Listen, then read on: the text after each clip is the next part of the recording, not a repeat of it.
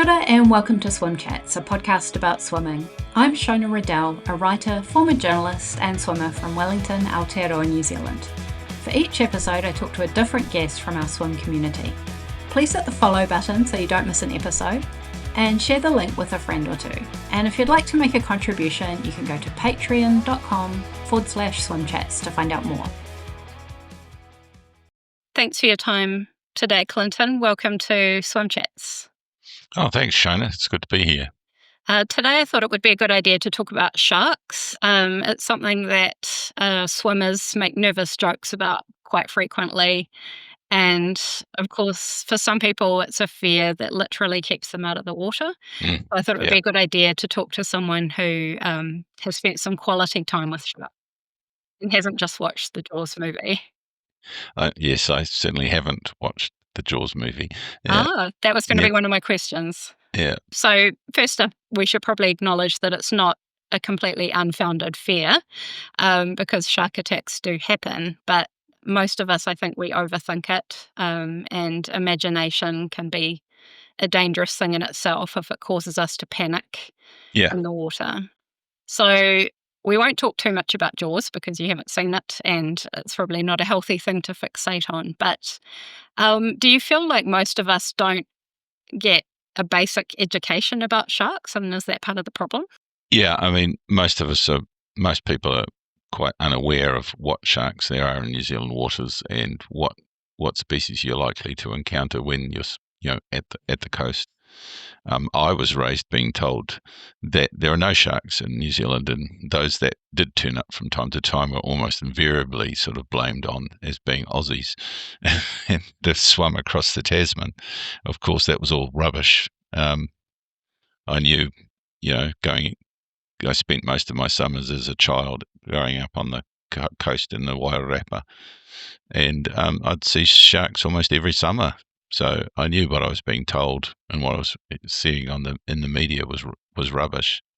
But it was really, really hard to find anything out about them, any actual facts, other than what you could see with your own eyes.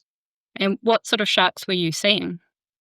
So we were seeing primarily bronze whalers, it's the species that you'd see around most of the upper North Island in summertime. Occasionally, when we're out fishing, we'd see mako and blue sharks. But more often than not, we'd see things like school sharks, and rig, which are what you get in your fish and chips, and occasionally dogfish and things like that. Right. Well, I'm a Wellington swimmer, and a lot of people listening to this podcast, I think, are Wellington swimmers. We swim in Oriental Bay. So far, I've been swimming there about 3 or 4 years. I haven't seen a shark, but I would like to know from you, if I were swimming and suddenly a shark appeared in front of me, what is the best course of action? Well, certainly you don't panic, and you don't swim around splashing too much. You don't want to convince the animal that you're actually disabled or a struggling prey of some sort, i.e. An easy meal. Lots of splashing and struggling and like that in the water is what attracts large predatory sharks in to have a look. They'll sometimes come by, just out of curiosity and have a look, but unless there's something that you're doing that piques their interest, they're unlikely to bite you or attack you. If I'm wearing a neoprene black wetsuit, does that pique their interest? Not particularly. In fact, it's fairly good at concealing odors and things like that might attract them. Generally, the general rule of thumb is if you're not able to identify the shark, you're not familiar enough with different species of shark, or their behaviour. If the animals are over sort of 1.8 metres, which is basically the size of an adult human being, just get out of the water quickly and quietly without making too much fuss. Wearing wetsuits, people have suggested over the years that it makes you look more like a seal, but to be honest, any object, any person floating at the surface silhouetted from above,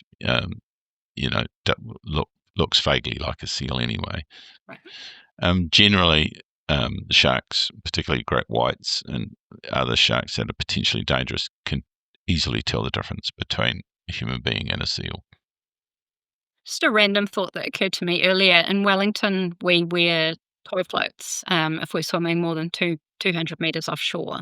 Do sharks recognise bright colours, or would that not make any difference? Sharks have particularly good low light vision, and see they pick up contrasting objects really, really well. So they do have good vision. It depends on the species you're talking about, but the larger predatory species have good vision. That attracted more to highly contrasting objects rather than necessarily brightly coloured ones. Right. Is there any advantage to floating in a vertical position versus a horizontal position if you see a shark in the water? You're generally best to face the shark if you can't get out of the water quickly. You're best to face the shark and sometimes even swim towards them to make sure. So you're trying not to look like a prey animal. You're trying to look like you're not scared of them, and that you're trying to assert your dominance over them. And at least that way you can keep an eye on what they're doing as well. I've heard the advice to punch a shark on the nose. Is that ridiculous, or is that um, Well, a call good to friend of action? mine is Kinniscolle, who was attacked by a great white shark at the Chatham Islands in the 1990s. And he said if you're close enough to punch a great white shark on the nose, you've got other things to worry about. That's a really good point. Yeah. So I was going to ask you if you saw Jaws as a child and whether it was a formative experience, as it was for me and probably lots of other people of my generation.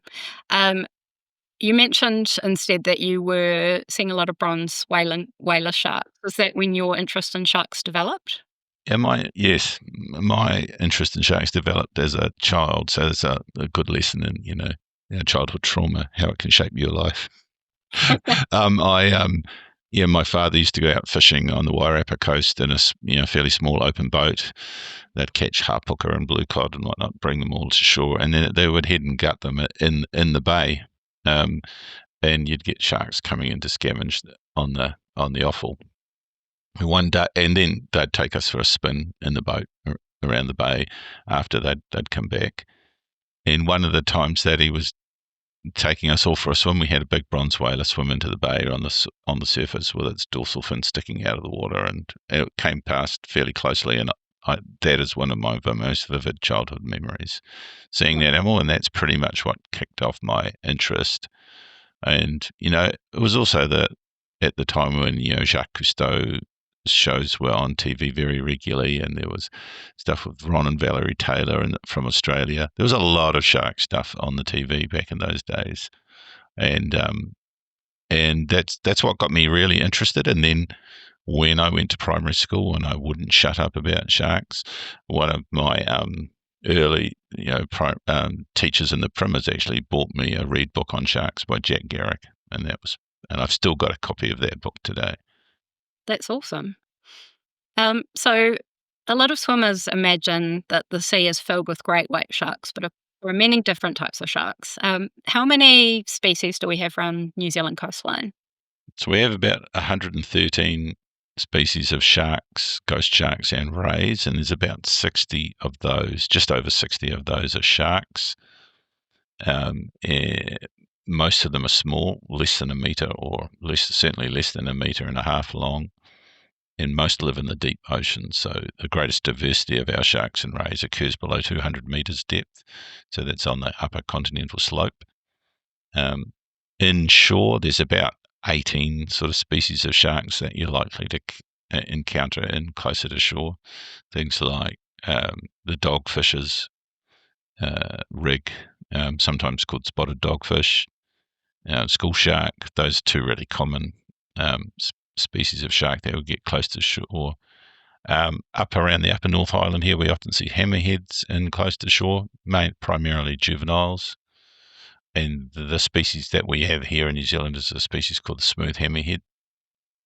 The two bigger species, scalloped and great hammerheads, are primarily tropical. There are some reasonably reliable reports of sightings of what might be great hammerheads in northern New Zealand, but so far we've got no hard evidence to say they're here. Around the South Island, You often get broad-nosed seven-gill sharks around the beaches in the South Island. They will come into very, very shallow water. And as we've already discussed, this bronze whalers are very, very common around North Island beaches in the summertime. Other than that, then you start getting things like great whites, more pelagic, more offshore species, sort of turning up in summertime, like blues, great whites, mako sharks occasionally, thresher sharks. In And, Oriental Bay, we tend to get I think they're the rig sharks in yeah, the summertime in the shallows, but they seem to just sort of do their thing. And yeah. So reg are a bottom living species that they're endemic. That species is endemic to New Zealand. So it was actually described from Wellington Harbour. Um, that's the type locality of the species. Um, they've got flat crushing teeth, so they eat shellfish and crustaceans, very occasionally small fish. They used to get up to about 1.8 meters long, so a reasonable size, moderate size shark. But they've been fished quite heavily for fish and chips, and so they don't often get over about 1.5 meters these days. Um, but yeah, it's been quite common over the years to get the odd blue shark wandering into Wellington Harbour in Oriental Bay and getting into that little. I've even seen one in the pond in Frank Kitts Park. So they're well and truly off course. right. they're oceanic sharks, and they do come close to the shore in the summertime. Occasionally get lost inside Wellington Harbour. Oh, so when we see them, they're lost. Well, more or less, yeah, more or less. That's not their usual habitat, being in that close to shore. Interesting. And a lot of swimmers like to swim early in the morning, Hmm. as it's getting light, Yeah. and even sometimes after dark. For Hmm. example, full moon swims are not uncommon.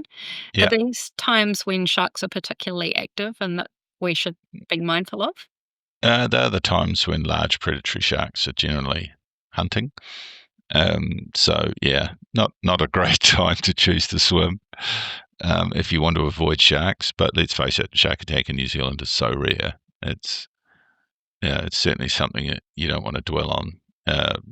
We might get one or two bites a summer, and most of them are fairly superficial, fairly minor. Um, but yeah, we have had a few fatal attacks over the last decade or so. Is the number of sharks rising around the coastline of New Zealand? No, No. no. Generally, the number of sharks globally is plummeting because we're doing such a great job of overfishing them. They're heavily exploited almost throughout the world for meat and fins, and in New Zealand, most of the shark populations are in reasonable shape, but there's certainly no evidence that any of the major species, even species like great whites, are increasing in numbers. They're either stable or just sort of fluctuating around a fairly low level for some of them. It really flips the perspective, doesn't it, when you think about the harm humans do to sharks versus vice versa? There's a large number of sharks and rays that are either that are endangered globally, and some groups like the sawfishes and are now almost extinct they are extinct throughout most of their former ranges. So yeah, fishing and habitat modification is having a big impact on sharks globally. And are there endangered shark species here in New Zealand? We've got there's 10 species of protected fishes in New Zealand. About 7 of those are sharks. One of those, the oceanic white-tip shark, used to be one of the most abundant large vertebrates on the planet, and it's now one of the rarest. Um, it the the oceanic white-tips that we see in New Zealand are really at the edge of their range. They're primarily a tropical oceanic species, so it's quite uncommon to see them here. But they are considered endangered globally. We've got other species like whale sharks and manta rays that whose numbers are declining globally. There's very little fishery interaction with them here, but in trouble overseas and things like. And we do have one mystery fish, the basking shark, which used to be very common around the South Island. It used to be responsible for a lot of the shark scares down there. The huge sharks, 6 to 12 meters long, swimming along the beaches down in, around Canterbury and Otago in the summertime. But they're these big harmless basking sharks. But they've pretty much disappeared from inshore waters around New Zealand, and we don't really know why. There are long distance swimmers I've heard using shark repellent. So much in New Zealand, I don't think, but in sort of shark hotspots like near San Francisco, there's what's called the red triangle of sharks. How does a shark repellent work, and is it effective? Well, I'm aware that of several trials of an electronic shark repellent where you wear basically a battery pack, and swim along trailing an electrode down the side of you. That seems to work reasonably well on great white sharks.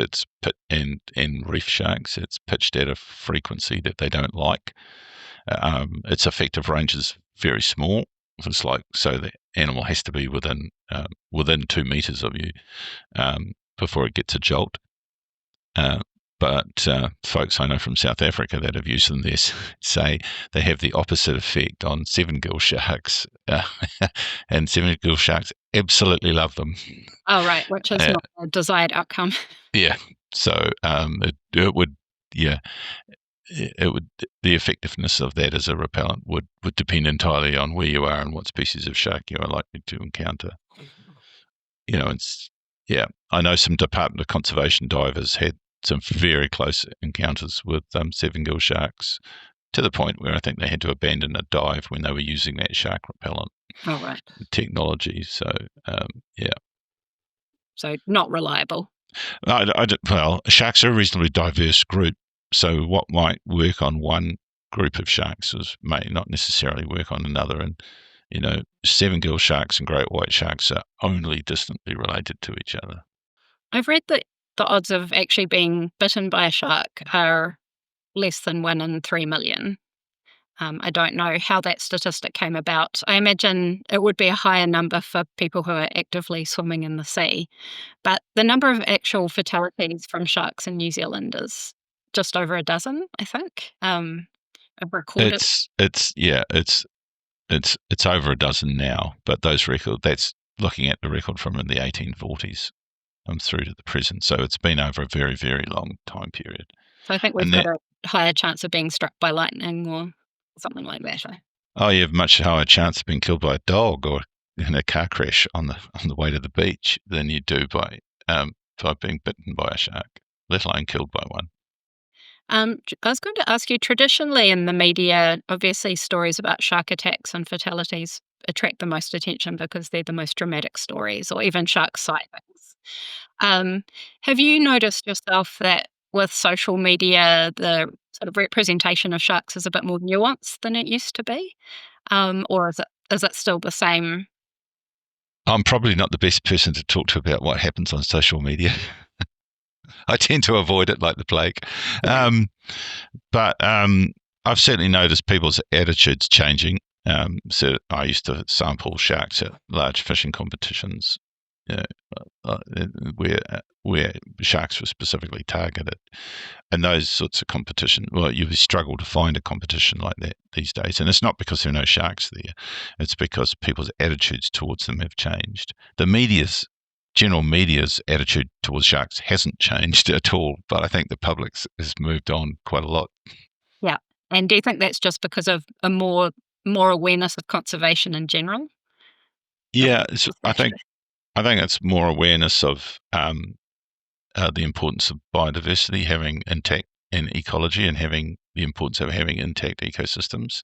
And we don't live in a bubble. We actually rely on natural ecosystems to provide pretty much everything that we need. And there's greater understanding about sharks' diversity and their behaviour. People know there's a lot of people out there now that dive, for example, and will have encountered sharks from time to time. and therefore know that sharks don't attack human beings on sight. More often than not, they have the opposite reaction. They bolt in the other direction. And actually getting close to many species of sharks underwater can be quite difficult because they're actually shy, retiring animals. So they're very cautious. Generally, you don't make old bones in the ocean by making rash decisions. Yeah, my coach likes to say that the ocean is their home and we are the interlopers, and so we need to be Yeah, mindful of that. yeah, and I mean, there's some obvious things to do to avoid being attacked by a shark, and avoiding swimming around on the surface of a seal colony is a really good one. So yeah. But having said that, uh, shark attacks are a bit like lightning. You have no idea where they're going to happen, and they can happen sort of out of the blue at almost anywhere. And they're actually rarer than lightning strikes. Last year, I went on a swim camp to Heron Island, which is in Queensland, and it's a marine park. Lots of reef sharks around there. It was good desensitization practice for me, swimming with them. And I remember what they said to us was, a shark sees you long before you see the shark, which is a Yes, really they have quite an array of highly developed senses, as you would expect them to have. To be successful as a marine predator, you have to be able to locate your prey, and it's a fairly complex environment that they live in. So they've got good sense of smell, they've got reasonably good vision, they've got the standard lateral line sense that most fishes have that detects vibrations in the water. They can hear very well, and they also have an electric sense, the ampullae of Lorenzini under their snouts and down the sides of their heads that help detect weak electric fields. So they generally are much more aware of what's going on around them than you are in the water. Yeah. And that's one of the reasons why you don't, well, certainly in New Zealand, it is quite uncommon to see sharks underwater because they generally know you're there first and get out of your way. right. So rather than actively tracking us, they're actually more interested in doing their own thing most of the time. Most of the time, I mean, you got to think that most sharks will have never seen anything like a human being in the water, and most animals are cautious around new and novel objects in their environment.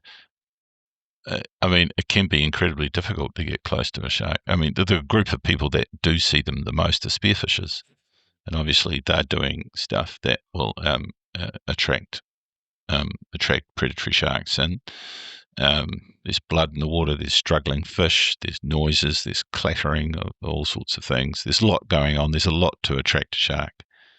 And certainly up around the Upper North Island here, particularly in the Hauraki Gulf, you're hearing more and more that the bronze whalers have learnt to recognise the sound of a spear gun. So now to see a bronze whaler, pretty much all you have to do is fire a spear gun in certain spots around the Hauraki Gulf, and you'll have one or two bronze whalers show up looking for the free feed. Right. So Yeah. you've influenced their behaviour. Yep. Yes. I mean, they learn. I mean, sharks learn most sharks. It's difficult to generalize about sharks. There's several different orders of sharks, and they all have different brain sizes and different sort of capacities at learning and things like that. But most of them seem capable, like most fish are capable of learning. And some types of sharks learn particularly quickly. I've on this podcast, I've interviewed 4 people who have swum across Fovo Strait, which is the body of water between Bluff and Rakiura, Stewart Island. So they're spending a long time in the water, between 10 and 20 hours. I don't Yeah. think any of them have seen a shark, even though it's considered a shark hotspot. Does that surprise you? No, but I'd just say that I studied great whites down there for over 10 years, and there's a lot of them down there. But they tend to be concentrated around the seal colonies. They tend to spend most of their time sort of around 25 metres depth, 25 to 30 metres depth around the major seal colonies. They obviously can be turn up anywhere in the strait. But they seem to be mainly focused on those seal colonies. So they can be concentrated in particular areas, even though you'd have to say that Phoebe Strait is one of the sharkier parts of the country. Right. And you mentioned that you grew up with a fascination of sharks. So what is the career path from a childhood fascination to then spending 10 years studying great whites on Phoebe Strait? Mine hasn't been a direct one, but I went to university after school. I studied zoology. I did my master's degree on rock bullfishes, and then because everybody told me that sharks were too hard to study in New Zealand, and that's not exactly bad advice either. They can be really, really difficult to study here, not like the tropics where you almost have sharks on tap. I then went to work for the Department of Conservation, and I worked there for about 34 years. And while I was there, uh, um, during the time I was there, the conservation prominence of sharks, rose and continued to rise as their numbers globally continued to fall. And I ended up heading the New Zealand White Shark Project with Malcolm Francis from NIWA. We worked on them for about 10 years, and that's a project that sort of fell out of an APEC meeting in Mexico, where that I attended and met a US or Mexican shark biologist called Ramon Bonfil. And so basically, I've always had an interest. I pursued opportunities to study sharks whenever I could. That one thing led to another. I ended up heading that project in Stewart Island, and my interest in conservation led me into the study of taxonomy, which is the classification of sharks and rays, because you can't assess the conservation status of something unless you know what it is, and we are continuing to discover new species of sharks and rays fairly regularly, even here in New Zealand. Have you had a species of shark named after you? I know that's that can No, be common for no, a marine but biologist to. no, but I have had a species of tapeworm that lives in skates on the Chatham Rise named after me. All right, the next best thing. It's about 3 millimeters long. It's an enormous creature. Yeah. And I know you mentioned that you've spent a long time studying great whites. I know that you've done shark tagging. How do you tag sharks safely? There's several ways of tagging them. The simplest way is just to use one of the conventional spaghetti tags. It's a little numbered tag usually with an address and details like that. And I'm the director of a trust, the Tyndale Marine Research Charitable Trust, that runs an inshore tagging program. It's a pretty large tagging program, and the members of that tagging program tag sharks fairly regularly with these little plastic tags. That's the traditional way of doing it. You get information on where the shark goes and growth rates and that sort of stuff, but you miss out on what the shark's doing between those 2 points, the time that it was released and the time it was recaptured. So the other way to study them is using electronic tags, and there's quite a variety of those. They all do slightly different things. The tags we used on the great whites were three different types. The pop-off archival tags. So these are things that are about the size of a microphone. They record. You program them to record information like date, time, and depth. Got a float and an antenna so that it can communicate with the satellite. And through the bottom of the tag here is a little metal pin. And when we were programming these tags to stay on the sharks for about a year, and at the end of a year, the computer and the tag would send a little electric current through the pin. The pin dissolves in seawater due to electrolysis, floats up to the surface, and transmits the stored data on that tag to a satellite. So you've got to wait a year or however long you program the tag for to stay on the shark for. You've got it before you get any information back. Yeah, and these tags you are anchored in the side of the shark with a tether. So you apply them with a tagging pole as the shark swims past the boat. You get the shark to swim past the boat, and you can just poke them in the back with it. So you don't have to catch them. You don't have to handle them at all. It's relatively non-invasive. The other types of tag we used, you actually had to catch the shark and bolt the tag to the dorsal fin, and that's a bit of it can be a bit of a handful. Great white sharks are big, powerful animals. Fortunately, they tire reasonably quickly.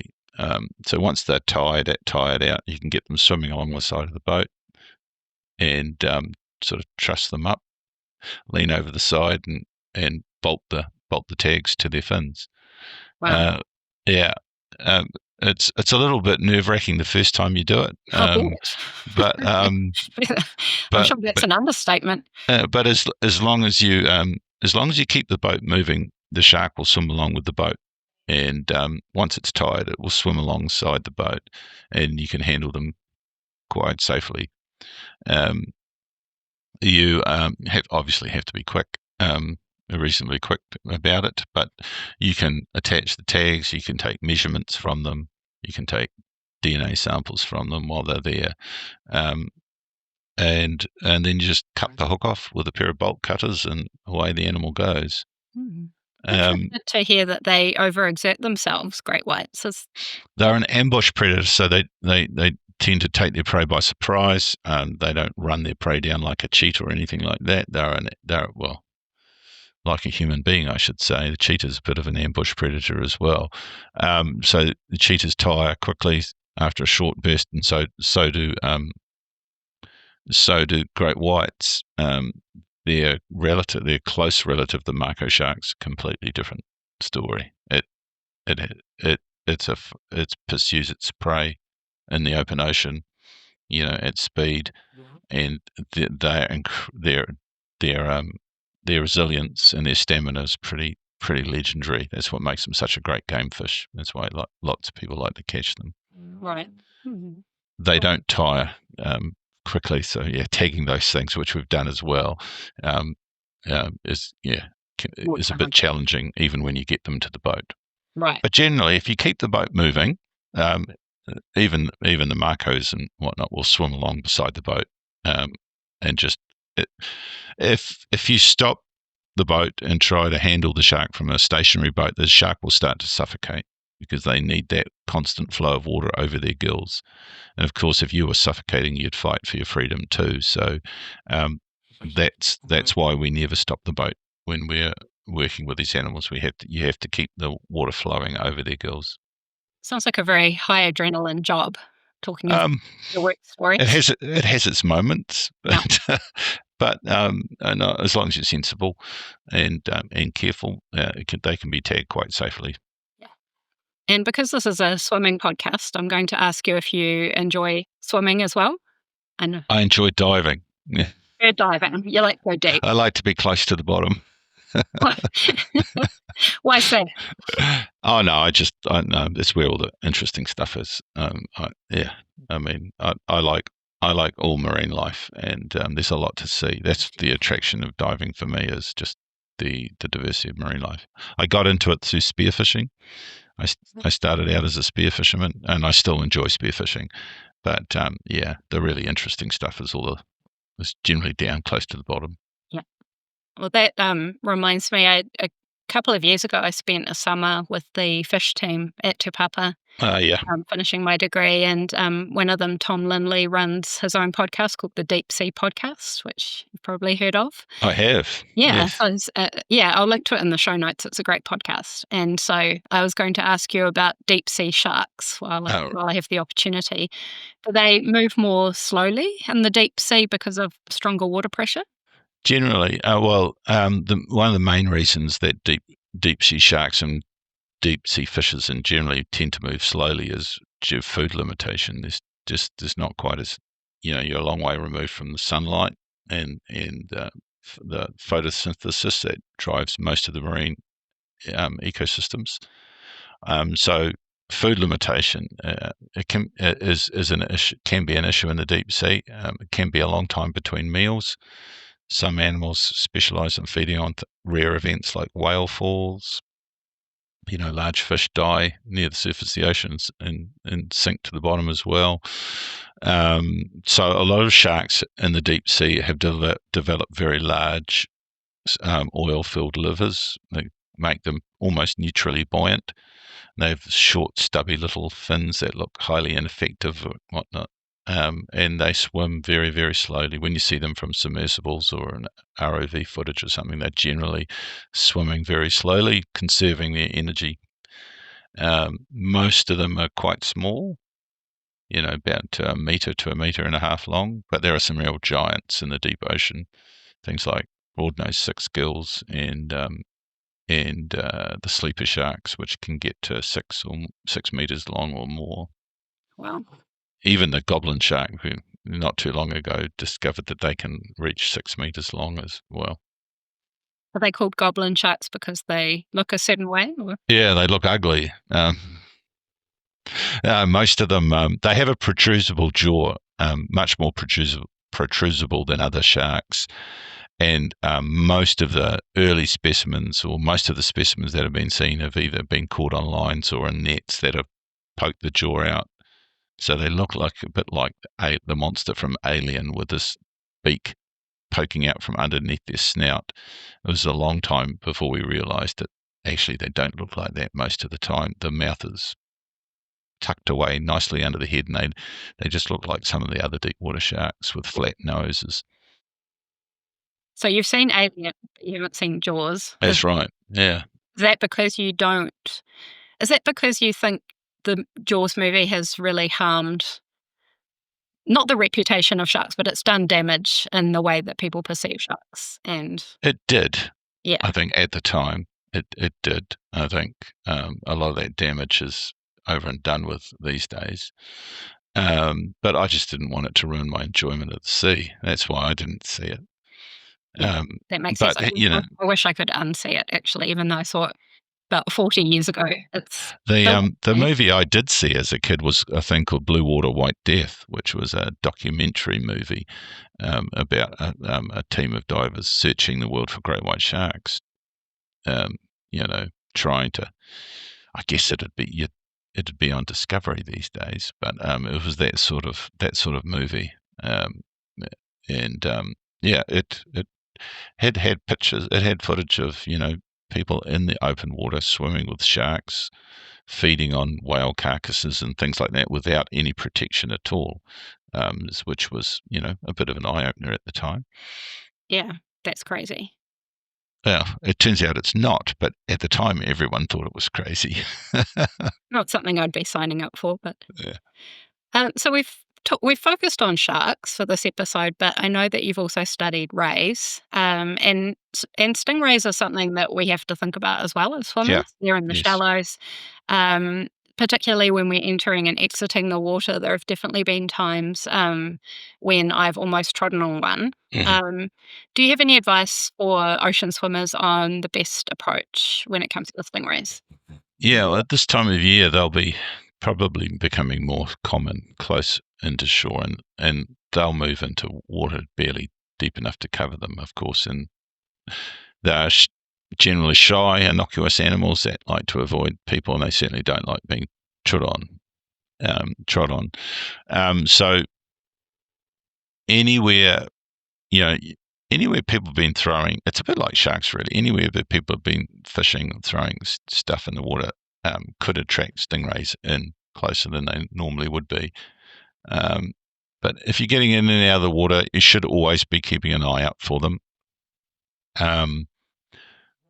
All of the rays that you're likely to encounter in shallow water around beaches in New Zealand can sting you. They generally won't. But the best way to do it is just to shuffle in into your about waist deep water and then start swimming. What you're trying to do is avoid standing on a stingray that hasn't had time to get out of your way. So by shuffling into the water and whatnot, you're giving them a chance to register that you're coming in their direction and to get up and swim away. I mean, stingrays will always avoid people.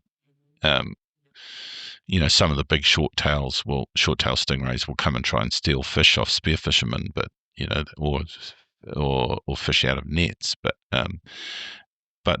most of the time they'll try to avoid you.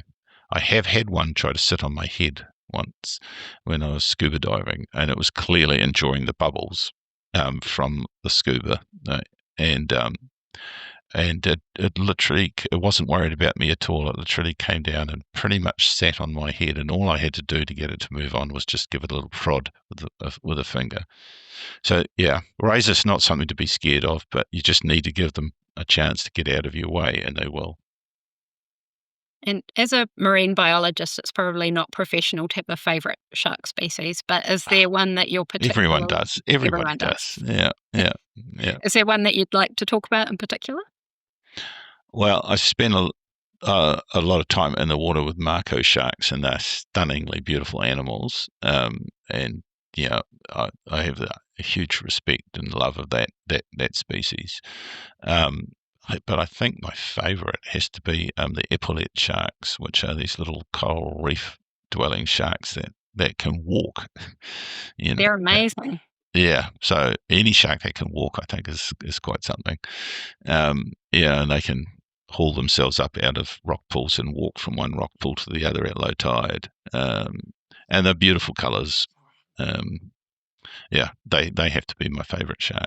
Yeah, I understand that. I saw one of those when we were at Heron Island, Oh when, yeah, yeah, on the reef. It yeah, wasn't walking, but I have seen mm, videos of them walking, and it yeah, is quite surreal. yeah. It is. It is completely surreal to think of a fish. I mean, has independently evolved that capacity. Well, you've provided lots of information and perspective on sharks today, so thank you. Just while you have the ear of swimmers, so we have mostly New Zealand audience, but also Australia and growing audience in the UK.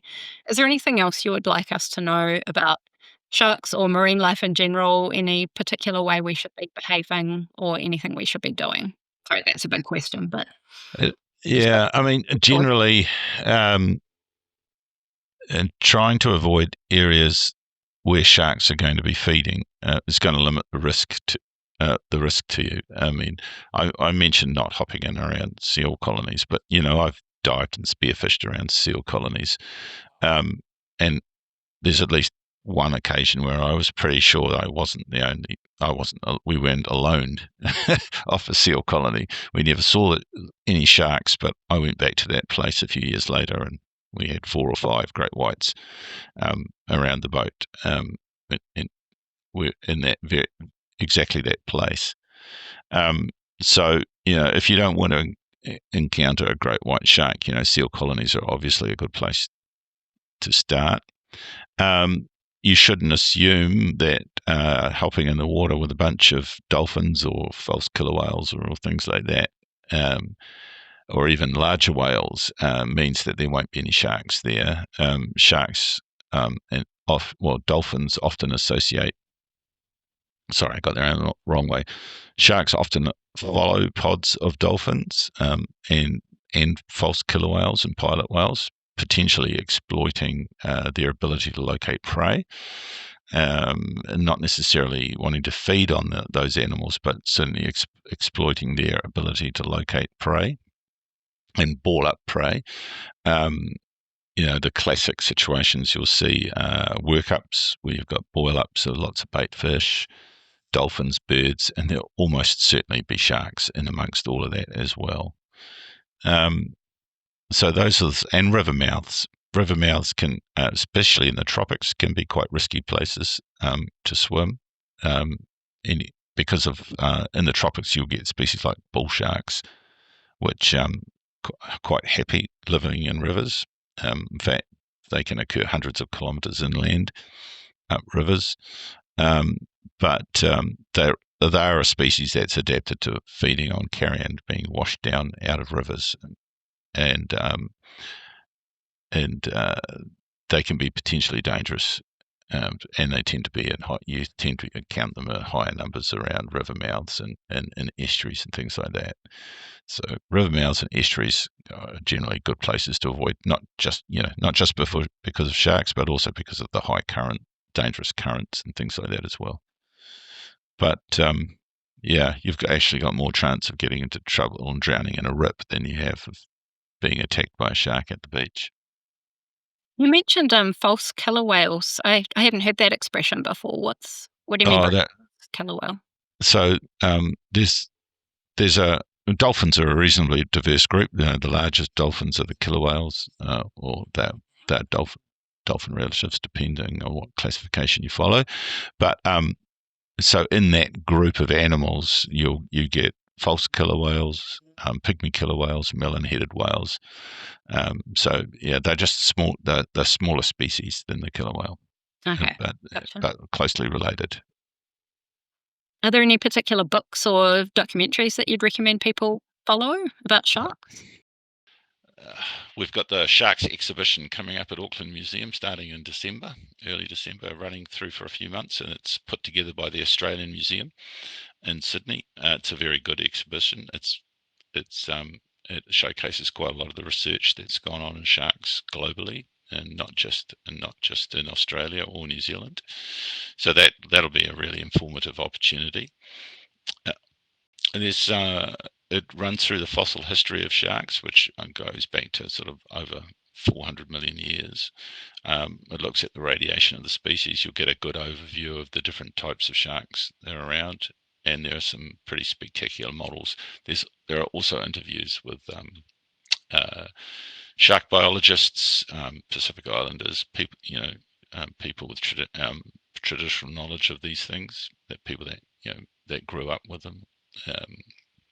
It's a broad-ranging exhibition, sort of full of. It's got a lot of information in it. I personally can't wait to see it. Cool. Yeah, well, I'm coming up to Auckland in December, so I'll come and have a visit. I'll link to it in the show notes too, so people can find out more. Brilliant. Thank you so much for your time today, Clinton. It's been quite reassuring to talk to you and enlightening. Well, that's good. Thanks for listening to this episode of Swim Chats. Please remember to follow or subscribe to the podcast so you don't miss an episode. And if you enjoyed it, you can leave a 5-star rating and review, which helps other people find it too. Enjoy the water, and we'll see you next time.